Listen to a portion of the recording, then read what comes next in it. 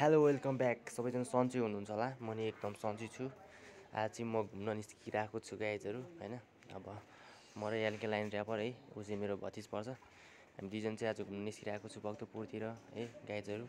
आजको ब्लग हेर्नु होला कस्तो हुनेछ, हामी देखाउने छु कस्तो हुन्छ, के बित्नेछ आजको दिन है त गाइज। आज मेरो ब्लगमा सबैजनाले लाइक सपोर्ट सब्सक्राइब गर्नु पऱ्यो है सबैजनाले ल गाइजहरू। एकदम आज मौसम पनि अलि गर्मी नै छ है।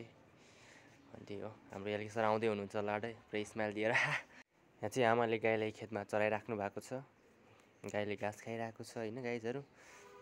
साला यो कुकुर बिच बाटोमा आएर सुत्दिएर हेर न तैट भाग।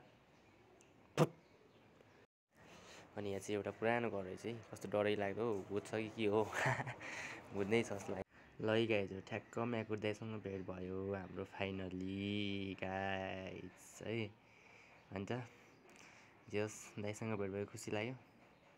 ठिक छ, दाइ पनि बाहिर जानलाई हतारमा हुनुहुँदो रहेछ, जानु भइहाल्यो। हल्का रमाइलो गफ भयो एकछिन, केही छैन, ठिक छ।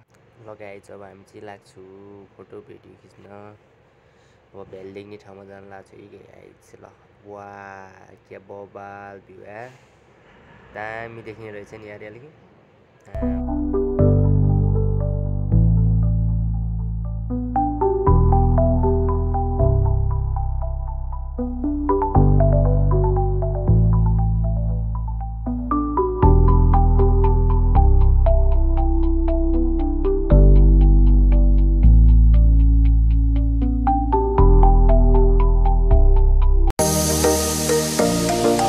हजुरहरूले मेरो ब्लग हेर्नु नै भयो होला, कस्तो लाग्यो कमेन्ट गरिदिनु होला है।